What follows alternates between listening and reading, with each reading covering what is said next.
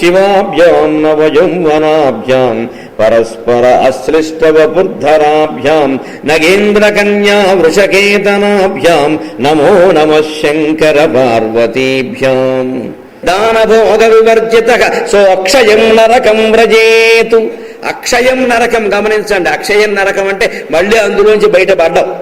ఇక అంతే, శాశ్వతం శాశ్వత బ్రహ్మలోక నివాస సిద్ధ్యర్థం అని చదువుతారు పురోహితుడు. వీడికి శాశ్వత నరకలోక నివాస సిద్ధ్యర్థం అయిపోయినట్టే. ఇక మళ్ళీ అందులోంచి బయటపడే సమస్యని.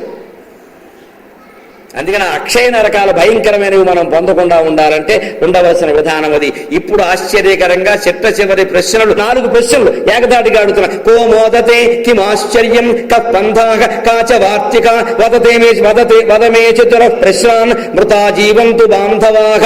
తెరదీశాడు సస్పెన్స్కి యక్షుడు. థ్రిల్లింగ్, ఉత్కంఠకి తెరదీశాడు.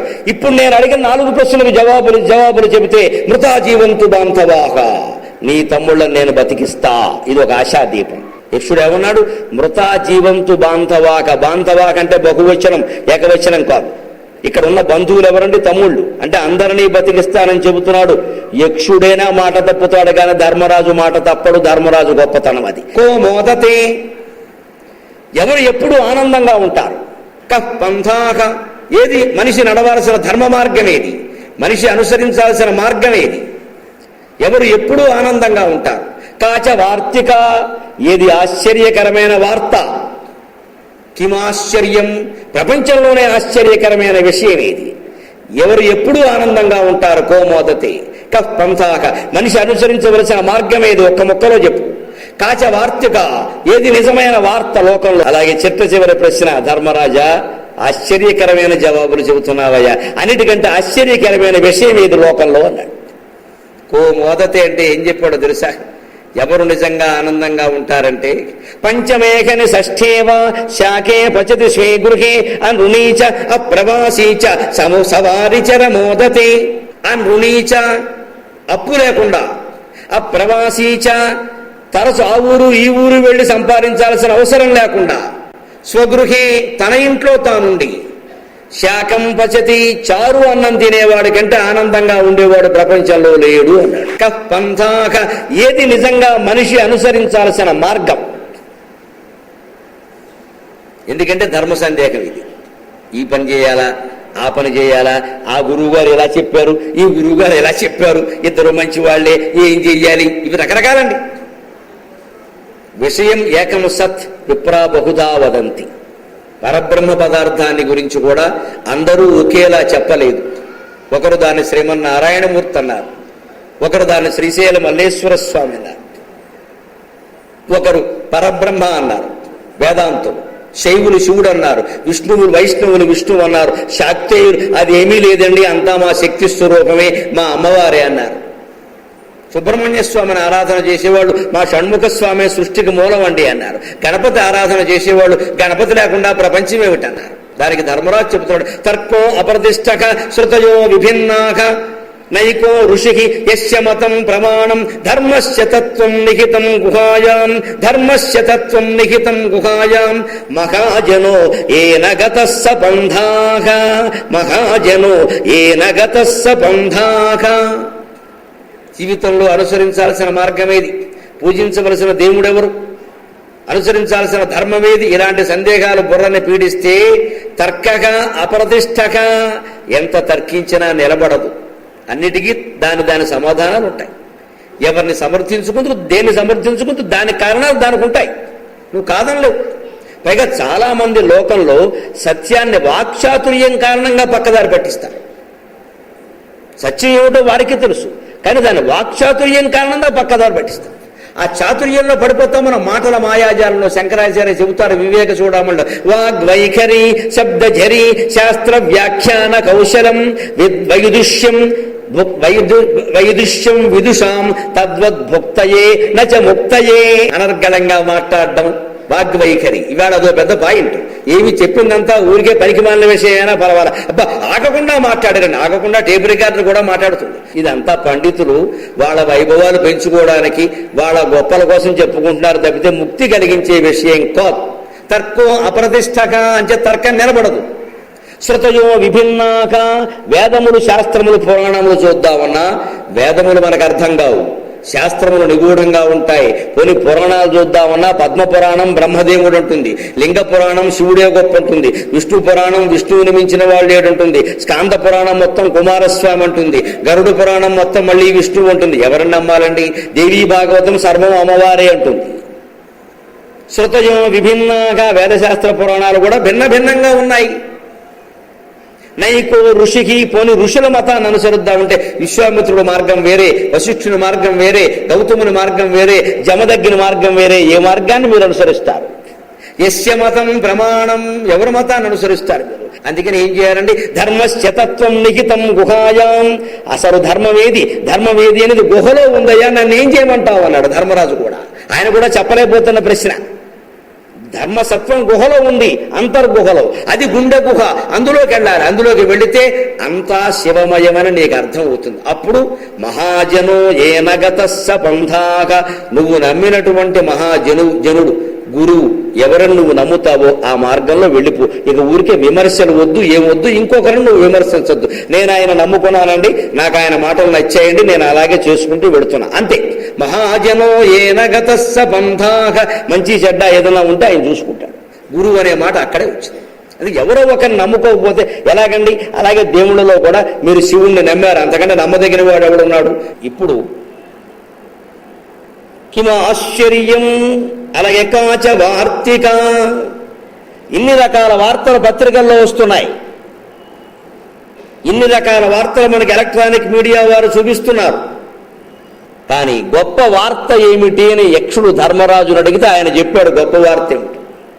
అస్మిన్ మహామోహమయే కటాకే సూర్యేందునా రాత్రి దివేంధనేన, సూర్యేందునా రాత్రి దివేంధనేన మాసర్తు దర్వీ పరిఘట్టనేన, మాసర్తు దర్వీ పరిఘట్టనేన భూతాని కాల పచతీతి వార్త, భూతాని కాల పచతీతి వార్త. ఇంతకంటే గొప్ప వార్త ఏముందండి? చదవదగింది, తెలుసుకోదగింది. యక్ష మహానుభావ, అస్మిన్ మగామోగమయే కటాకే, ఈ ప్రపంచమంతా పురుషు గంగాళ్ళంట. సరిగ్గా కొన్ని వందల మంది కోసం వంట వండినప్పుడు ఇదివరకు వంట బ్రాహ్మణ గాడిపోయి తవ్వి పురుషు గంగాళం పెట్టేవారు, పెద్ద గుండిగా. ఆ గుండిగలో పురుషు కాచేవారు గుమ్మడికాయ మొక్కలేసి. అలాంటిది సరిగ్గా దాంతో పోలుస్తున్నాడు ధర్మరాజు. ఈ ప్రపంచం మొత్తాన్ని, మన ఒక్కడి జీవితం కాదు, ఈ ప్రపంచం మొత్తాన్ని, ఈ భూమండలం మీద ఉండే సమస్త చరాచర జీవరాశులు, 84 లక్షల జీవరాశులు ఇంటూ ఒక్కో జీవరాశి సంఖ్య, వీటన్నింటినీ భగవంతుడు ఆ పురుషు గంగాళం లాంటి దాంట్లో వేసి గుమ్మడికాయ మొక్కలు, ఆనపకాయ మొక్కలు, వంకాయ మొక్కలు, మొలక్కాళ్ళు, బెండకాయలు వేసి మొత్తం గరిటెట్టి తిప్పేసినట్టుగా మొత్తం తిప్పేస్తున్నాడు. ఇంతకంటే ఏమైనా గొప్ప వార్త ఏదైనా ఉందా ప్రపంచంలో అన్నాడు. ఇది వార్త. మరి తిప్పడానికి తెడ్డు ఉండాలిగా. తెడ్డు ఏమిట? మాసర్తు దర్వీ పరిఘట్టనేన, రోజులు, వారాలు, పక్షాలు, నెలలు, ఋతువులు, అయనాలు, సంవత్సరాలు, ఇది తిప్పడం కాలం అన్నమాట. రోజులు గడిచిపోతున్నాయిగా. రోజులు, నెలలు, మాసాలు, పక్షాలు, వారాలు, సంవత్సరాలు అనేటువంటి పెద్ద గరిటితో మాస ఋతు దర్వీ పరిఘట్టనేన, దర్వి అంటే గరిటి. భూతాని కాల పచతీతి వార్త, అస్మిన్ మహామోహమయే కటాకే. మరి ఇంకోటి అర్థం ఆలోచిస్తుంది. పురుషు బానే ఉంది, ప్రపంచం అంతా పురుషు గంగాళం అన్నారు, చరాచర జీవరాశులన్నీ పురుషు మొక్కలు అన్నారు, తిప్పడానికి ఉపయోగించే తెడ్డేమో రోజులు, వారాలు, పక్షాలు, మాసాలు, సంవత్సరాలు అన్నారు. కింద అగ్ని ఉండాలి కదండి, నిప్పు లేనిదే మరి మంట లేని పొయ్యి లేనిదే ఇది ఉడకదు కదా, అది పెట్టాడు. సూర్యేందున రాత్రి దివేంధనేన, ఒకడు సూర్యుడు, రాత్రి అగ్ని, ఈ రెండింటినీ మంట పెడుతున్నట్టు కింద. సరిగ్గా వేదం చెబుతున్న మాట, సాయంత్రం అయ్యేసరికి సూర్యకాంతి మొత్తం అగ్నిలో ప్రవేశిస్తుంది. సూర్యుడు, చంద్రుడు, అగ్ని అనే 3 తేజస్సులతో పెద్ద ప్రపంచం అనే పురుషు గంగాళం పెట్టి అందులో చరాచర జీవరాశుల్ని మొక్కల కింద వేసేసి శుభ్రంగా రోజులు, మాసాలు, సంవత్సరాలనే గరిటె పెట్టి మహాపురుషుడైనటువంటి భగవంతుడు కాలస్వరూపుడు తిప్పేస్తున్నాడయా, ఇంతకంటే వార్త ఏదైనా ఉందా అన్నాడు. ఇది ఆశ్చర్యకరమైన వార్త కాదండి. ఇప్పుడు చెబుతున్నాడు కిమ ఆశ్చర్యం, అన్నింటికంటే ఆశ్చర్యకరమైన విషయం ఏది? చిట్ట చివరి ప్రశ్న. ధర్మరాజా, అన్నింటికీ ఆశ్చర్యకరమైన జవాబులు చెప్పావయ్యా, అంచేతను అడుగుతున్నాను, ఆశ్చర్యకరమైన విషయం ఏదో చెప్పవయ్యా అంటే అహన్యగని భూతాని గచ్చంతీహ యమాలయం శేషాస్థావరమిచ్చంతి కిమాశ్చర్యమతః పరం. అహన్యగని భూతాని యమాలయం గచ్చంతి ఇహ శేషాక స్థావరమిచ్చంతి. రోజు పత్రికల్లో, టీవీల్లో కొన్ని వందల మంది అకాల మరణం చెందుతున్న విషయాలు చూస్తూ కూడా, ఎంతోమంది మన దగ్గర బంధువులే తగినంత వయస్సు రాకుండానే వెళ్ళిపోవడం చూస్తూ కూడా, నిన్నటి వరకు మనతో మాట్లాడి ఆనందంగా ఉన్నవాడు పొద్దున్నే లేడుట అన్న విషయం వింటూ కూడా, ఇంతమంది రోజూ చనిపోవడాన్ని పత్రికల్లో చదువుతూ, టీవీల్లో చూస్తూ, మన కుటుంబాల్లో మనమే చూస్తూ కూడా మనం శాశ్వతం అనుకున్న ఆస్తులు సంపాదించుకుంటామే. ఇంతకంటే ఆశ్చర్యకరమైన విషయం ఏదైనా ఉందా ప్రపంచంలో? నాకు అర్థం కాదు, ఇది ఒక్కటే అన్నాడు. నిజంగా ఎంత ఆశ్చర్యం అండి. యశ్చ సర్వధనీనరగ తస్మాత్వమేకం భ్రాతॄణాం యమిచ్చసి సజీవతు. లోకంలో అందరిలోకి గొప్ప ధనవంతుడు ఎవరయ్యా అని అడిగాడు. ఇంకా చివరి ప్రశ్న ఉంటూనే ఇంకోటి మిగిల్చాడు. మరి ఆయనకు అంత సరదాగా ఉంది. యశ్చ సర్వధనీనరః. వెంటనే ధర్మరాజు చెప్పాడు, ప్రియాప్రియాల గురించి కానీ, సుఖదుఖాల గురించి కానీ, గడిచిపోయిన విషయాల గురించి కానీ, రాబోయే విషయాల గురించి కానీ ఆలోచించిన వాడే నిత్యధనవంతుడు, పరమానందపడినటువంటి యక్షుడు. ఇప్పుడు అంటున్నాడండి, తస్మాత్వమేకం భ్రాతॄణాం యమిచ్చసి సజీవతు. అందువల్ల ధర్మరాజా, నువ్వు చెప్పిన ఇన్ని ప్రశ్నల సమాధానాలకు నేను సంతోషించా. ముఖ్యంగా అన్నిటికంటే ఆశ్చర్యకరమైన విషయం ఏది అంటే, ఆశ్చర్యకరమైన విషయం చెప్పో, నాకు కూడా బుర్ర తిరిగిపోయిందయ్యా. తెల్లవారి రోజు ఇన్ని వందల మంది చచ్చిపోతుంటే చూస్తూ కూడా మనం శాశ్వతం అనుకుని ఆస్తులు సంపాదించుకుంటున్నామే, భగవన్నామస్మరణ మానేసి. ఇంతకంటే ఆశ్చర్యకరమైన విషయం ఏదన్నా ఉందా అన్నావు. శభాష్ ధర్మరాజా, శభాష్. అందుకని నీకు వరం ఇస్తున్నా, ఈ నలుగురు సోదరుల్లో ఒక్కడిని బతికిస్తా. ఎంత దుర్మార్గం అండి. నేనేమన్నాడు, మృతా జీవంతు బాంధవాగా అంటే నీ బాంధవాహ జీవంతు. ఇక్కడ బాంధవులు అంటే ఎవరు? తమ్ముళ్ళు. నీ తమ్ముళ్ళు అందరూ బతుకుతారని సంస్కృతంలో బహువచనం చెప్పాడా? అంటే మాకు ఏకవచనం బహువచనం తెలియదు అనుకుంటున్నాడేమో ఈయన. ఇప్పుడేమంటున్నాడు, ఇచ్చేసి సజీవతు. ఒకనే ఇచ్చేసి కోరుకుంటావు, సజీవతు వాడు బతుకుతాడు. అంటే గమనించండి, మాట తప్పిన వాడు దేవుడు, మానవుడు మాట తప్పలేదండి. ధర్మరాజు మాట తప్పలేదు, యక్షుడు మాట తప్పాడు. కానీ అది ధర్మరాజు వ్యక్తిత్వం. నలుగురు తమ్ముళ్ళు చచ్చిపోతూ ఎవరో ఒకరిని కోరుకోవడం ఆశ్చర్యం అండి. దేనికి పరీక్ష ఇది? ఇంతవరకు సమాచారానికి పరీక్ష, ఇప్పుడు ధర్మరాజు సంస్కారానికి పరీక్ష ఇది.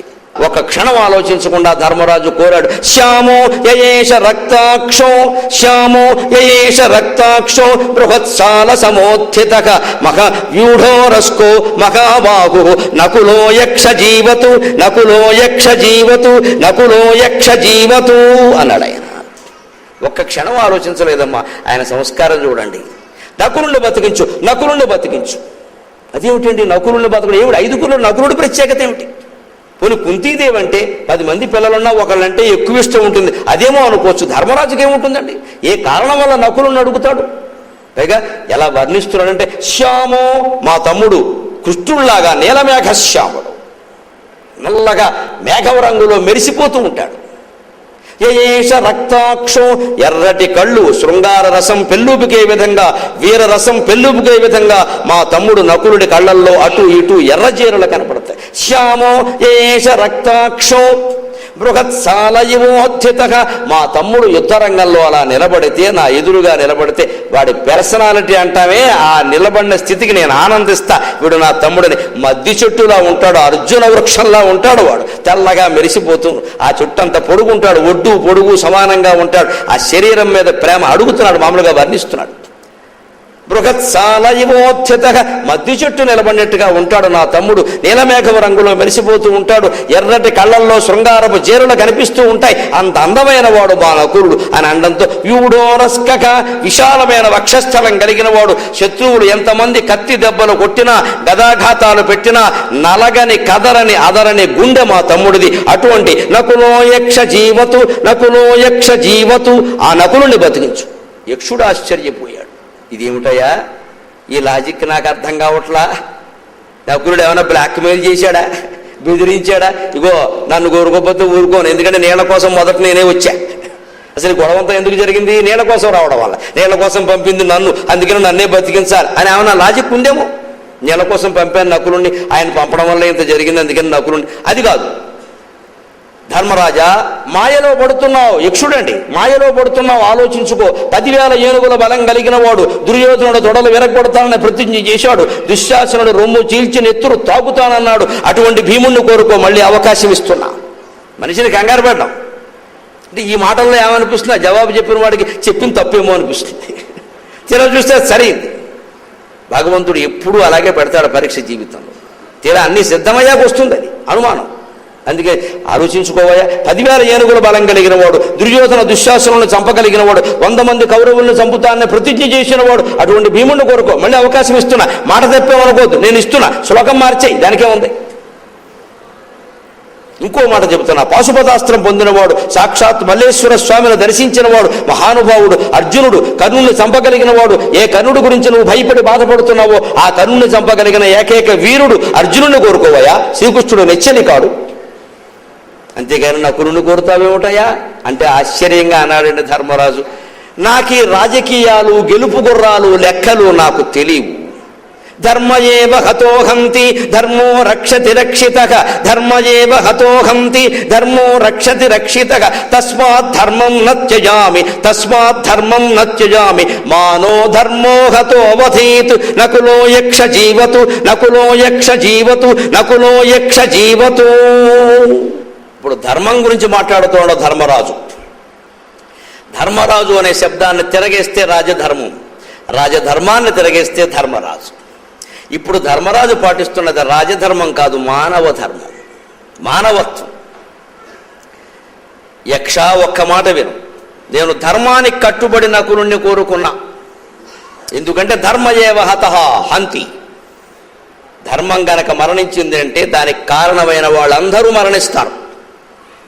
అది చంపేస్తుంది ఖచ్చితంగా. ధర్మాన్ని మనం కాపాడి తీరాలి. ధర్మరాజు చెబుతున్నమాట.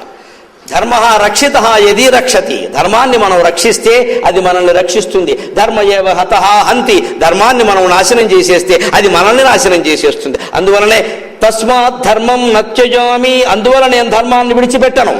నాకు గెలుపులు, లెక్కలు, డబ్బులు, 10,000 బలాలు, 20,000 బలాలు, పాశుపతాలు కాదు, నాకు ధర్మం కావాలి. ఇంత ప్రమాదకర పరిస్థితుల్లో ఎవడైనా ధర్మం గురించి ఏడుస్తాడండి, గెలుపు గురించి ఏడవాలి. కానీ ఈ మహానుభావుడు జోదవాడిన పాపానికి 12 ఏళ్లు ఇంత శిక్ష అనుభవించాడే, ఇంకా భయంకరమైన శిక్ష అజ్ఞాతవాసం అనుభవించబోతున్నాడే. ఇప్పుడైనా బలవంతులైన సోదరులు కావాలని కోరుకోకుండా బలంతో నిమిత్తం లేని నకులుణ్ణి ఎందుకు అడుగుతున్నాడండి? ఏ రకమైన ధర్మం అండి? బుర్రకు అందనటువంటి విషయం ఆయన చెబితే గానీ మనకు తెలియదు. తస్మాత్ ధర్మం నత్యుజామి, మానో ధర్మ హతః అవధీత్. ధర్మాన్ని నాశనం చేస్తే అది నన్ను తిరిగి నాశనం చేస్తుందని నాకు తెలుసు. అందుకని లోకం ఎవరు ఎలా ప్రవర్తించినా నాకు అనవసరం.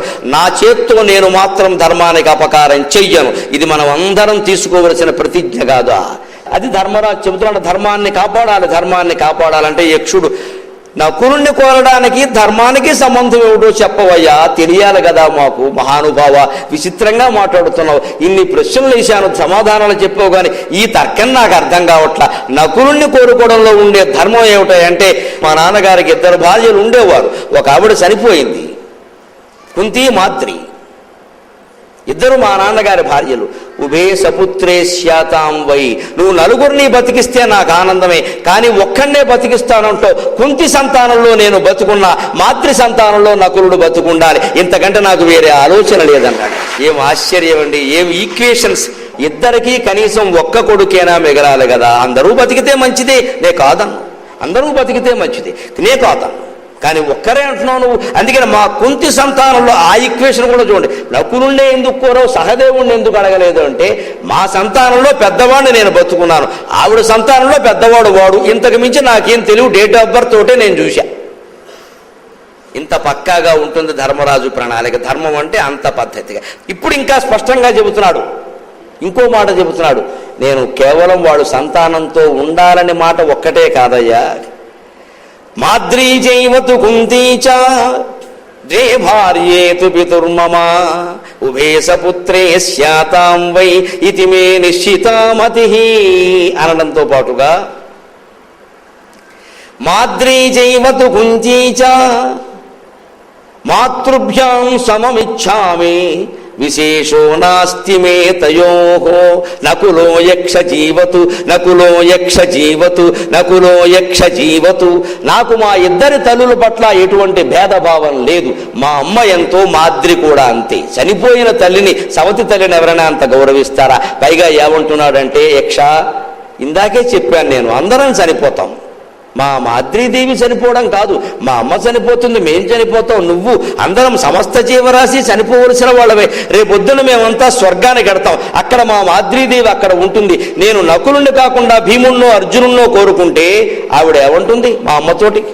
ఎంతైనా నీ బిడ్డలే అమ్మ, అలా పెంచావు స్వార్థంతో, అందుకని నా బిడ్డలు అన్యాయం అయిపోయారు, నేను చచ్చిపోయాను కాబట్టి వాళ్ళ గురించి మాట్లాడేవాడు ఎవడూ లేడు, నీ బిడ్డ గురించే మాట్లాడాడమ్మా అని మా అమ్మ నందా. అప్పుడు మా అమ్మ తల ఉంచుకోదా? నా కారణంగా మా అమ్మ ఈ లోకంలోనేనా, ఏ లోకంలోనేనా తల ఎత్తుకుని బతకాలి కానీ తల దించుకుని బతకడానికి వీల్లేదు, అందువల్ల కోరుతాను. ఆనందించి యక్షుడు అన్నట్ట, తస్యతే అర్ధాచ్చ కామాచ్చ ఆంకుశంశం సమన్యతే తస్మాత్తే భ్రాతరం సర్వే జీవంతు భరతర్షభ తస్మాత్తే భ్రాతరం సర్వే జీవంతు భరతర్షభ జీవంతు భరతర్షభ జీవంతు భరతర్షభ. నువ్వు అర్ధపురుషార్థం కంటే, డబ్బు కంటే, కోరికల కంటే, పౌరుషాల కంటే, రాగద్వేషాల కంటే ధర్మానికి ప్రాధాన్యం ఇచ్చావు, సమానత్వానికి ప్రాధాన్యం ఇచ్చావు. సవతి తల్లిని కన్న తల్లిని ఇద్దరిని సమానంగా చూశావు. నీ ధర్మానికి నేను ఆశ్చర్యపోతున్నా. నువ్వు అడక్కపోయినా సరే నేను నలుగురిని బతికిస్తున్నా, తీసుకెళ్ళవయ్యా అన్నాడు. ఇది ఆశ్చర్యకరంగా ముగిసింది. ఇది ధర్మరాజు ఆశించలేదు, ఆయన ఆశించలేదు, ఆలోచించలేదు, ఇస్తాడనుకోలేదు, అసలు ఒక్కడిని కూడా బతికిస్తాడని నమ్మకం లేదు. కేవలం ఆయన వేసిన ప్రశ్నలు 100కు పైగా ఉంటే ఆయన జవాబు చెప్పాడంతే. మనం చెప్దాం, మన పని మనం చేద్దాం, తర్వాత విషయం భగవంతుడు చూసుకుంటాడు. సరిగ్గా భగవద్గీతలో చెప్పింది అదే కదండి. నాయనా, నీ ధర్మం ముందు నేను తలంచుతున్నానయా. నేను కాదు, ఒక యక్షుడు కాదు, సుర సాధ్య యక్ష సిద్ధ సాధ్య యక్ష గంధర్వ కింపురుష కిన్నరాది వీరులు నాగ విద్యాధరాదులు గరుడ గంధర్వాదులందరూ నీ ధర్మం ముందు తల వంచుతున్నారయా. తస్మాత్తే భ్రాతర సర్వే జీవంతు భరతర్షభ. నీ నలుగురు తమ్ముళ్ళు బతుకుతారయ్యా అన్నాడు. ఇప్పుడు ఆశ్చర్యకరంగా ధర్మరాజు దండం పెట్టి నిలబడితే నలుగురు తమ్ముళ్ళు కింద ఆయనకి బాధాభివందనం చేస్తున్నారు. తమ్ముళ్లను లేచి కన్నీళ్లతో కౌగిలించుకుని పక్కన నిలబడగానే కొంగ మాయమైంది. యమధర్మరాజు ప్రత్యక్షమయ్యాడు అక్కడ. ఈ కొంగ రూపంలో వచ్చినవాడు యక్షుణ్ణి అన్నవాడు యమధర్మరాజు. స్వయంగా ధర్మరాజు పుట్టుకకి వరప్రసాదం ఇచ్చి కారణమైనటువంటి మహానుభావుడు. ఆయన అన్నాడు, ఏమయ్యా, మేము ఎంతో మందికి వరాలు ఇస్తామయ్యా, ఎంతో మంది పుట్టారు మా వల్ల, ఇలాగా అందరు కుమారులు ఇలా ఉన్నారా? అదిగో నా వరప్రసాదం వల్ల పుట్టిన ధర్మరాజు నిజంగా నేను గర్వించదగిన కుమారుడు అని ఇప్పుడు చెబుతున్న నలుగురు తమ్ముళ్ళని బతికించడం పక్కనట్టవయ్యా, ఇంకో వరం ఇస్తాను కోరుకోమన్నాడు. ఇంకో వరం ఇప్పుడు ఏమన్నా తెలుసా? ఎలా మర్చిపోకుండా ఉంటాడో చూడ. నాకు గుర్తొచ్చింది, ఆ బ్రాహ్మడికి అరణ దొరికేలా చేయమన్నాడు ఆయన. అసలు కథకి మూలం. ఎక్కడ బ్రాహ్మడు? ఆయన ఈ బాడికి వెళ్ళిపోయాడేమో. ఆ బ్రాహ్మడు పాపం అరణ అడిగాడు. దానికి పరిగెడుతుంటేనే కదా ఇదంతా జరిగింది. పాపం ఆయనకు అరణ దొరికేలా చేయి. ఎంత చిన్న విషయం అండి. జీవితంలో ఏ చిన్న వ్యక్తికి ఇచ్చిన మాట కూడా మనం మర్చిపోకూడదు. నువ్వు శ్రీ మహావిష్ణువుకి మాట ఇచ్చినా, శ్రీశైల మల్లేశ్వరుడికి మొక్కినా, చిన్నపిల్లాడిని సినిమాకి తీసుకెడతానన్న మాట ఇచ్చినా ఒకటే లెక్క, తీసుకెళ్లాలంతే, మాట తప్పకూడదు. ఆ అరని ఇవ్వండి అంటే యమధర్మరాజు నవ్వుగా ఇవ్వవు, ఈ మానవత్వం. సరే ఇంకోటి కోరుకోమన్నాడు.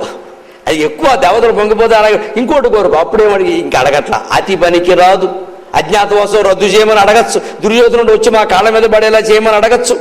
లేకపోతే దుర్యోధనుడిని పట్టుకెళ్ళిపో, ఎలాగో యమధర్మరాజేగా పట్టుకెళ్ళిపోతాడు, దుర్యోధనుడిని పట్టుకెళ్ళిపో అనొచ్చు. ఏమడగలేదండి. నీ దర్శనమే అన్ని వరాలకి మూలం, నాకు ఆ దర్శనం కలిగింది, ఇంకేం కావాలన్నాడు ధర్మరాజు. ఎంత గొప్పవాడండి యమధర్మరాజు దర్శనం.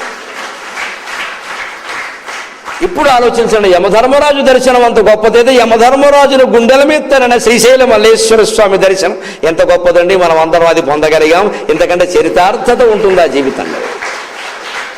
శ్రీశైల శిఖరం దృష్ట్యా పునర్జన్మ నవిద్యతే అని ఎందుకంటారు అంటే, శ్రీశైల మల్లేశ్వర స్వామిని చూసిన తరువాత ఎవ్వడికి మళ్ళీ పుట్టాలని అనిపించదు, అనిపించినా కుదరదు, జన్మ అయిపోయినట్టే, ఇంకా ఆ జ్ఞానం కలుగుతుంది అంతే. అందుకోసం అది ఖచ్చితంగా ఇక వేరే వాంఛలు ఉండవు అసలు.